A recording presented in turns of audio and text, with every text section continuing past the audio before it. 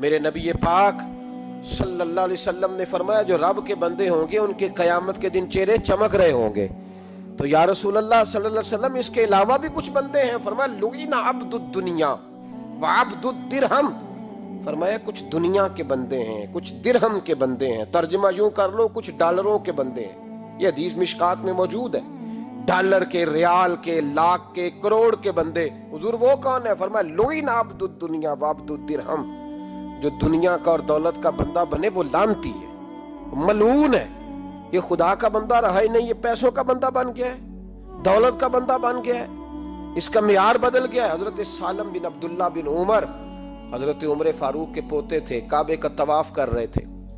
طواف مکمل ہوا، 8واں استلام کر کے مقام ابراہیم کے پاس نماز پڑھنے لگے تو خلیفہ وقت کا آ گیا، گورنر.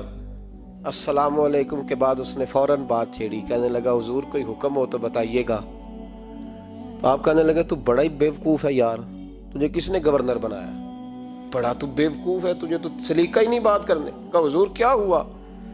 فرمانے لگے خدا کے گھر میں آ کے اور کعبے کے سامنے کھڑے ہو کے میں بندوں سے سوال کروں، یہاں آ کے بھی بندوں سے مانگوں، تو بڑا ہی بیوقوف ہے.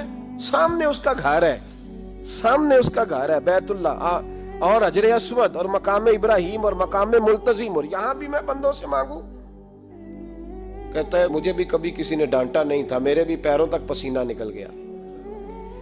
تو میں مسجد الحرام سے باہر نکل کے، یوں سمجھ لیں کہ جب لوگ باب عبدالعزیز سے یا باب فہد سے باہر آ جاتے ہیں، کہتے ہیں باہر نکل کے نا میں کھڑا ہو گیا. میں نے کہا چلو فارغ ہو کے آتے ہیں تو بات کرتا ہوں. حضرت فارغ ہو کے آئے تو میں نے کہا حضور اب تو بیت اللہ سامنے نہیں، اب بھی کوئی سوال کرے.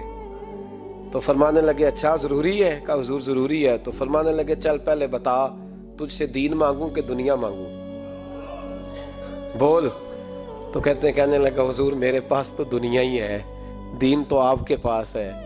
جب یہ جواب دیا تو حضرت سالم چلنے لگے اور چلتے چلتے فرمانے لگے جا اپنا کام کر، دنیا تو میں نے اس سے کبھی نہیں مانگی جس نے دنیا بنائی ہے، میں نے اس سے نہیں کبھی مانگی. تو کیا حیثیت رکھتا ہے؟ میں نے تو اس سے بھی جب بھی مانگا ہے یا اس کا قرب مانگا ہے یا اس کے رسول کی غلامی مانگی ہے، تو اس سے نہیں مانگتا جس نے بنائی ہے. تو کیا دے سکتا ہے؟ تیری کیا حیثیت ہے؟ تو بھائی ان لوگوں نے قریب پھٹکنے نہیں دیا، ان کے قریب یہ چیز آئی نہیں. بے نیاز لوگ تھے، توجہ ہی نہیں تھی. حضرت محبوب سبحانی غوث اعظم شیخ عبد القادر جیلانی رضی اللہ تعالیٰ عنہ، آپ ایک کاروبار بھی کرتے تھے، تو آپ کا کچھ مال آ رہا تھا جہاز کے ذریعے. ایک بندے نے خبر دی کان میں حضور جہاز ڈوب گیا. فرمانے لگے الحمدللہ.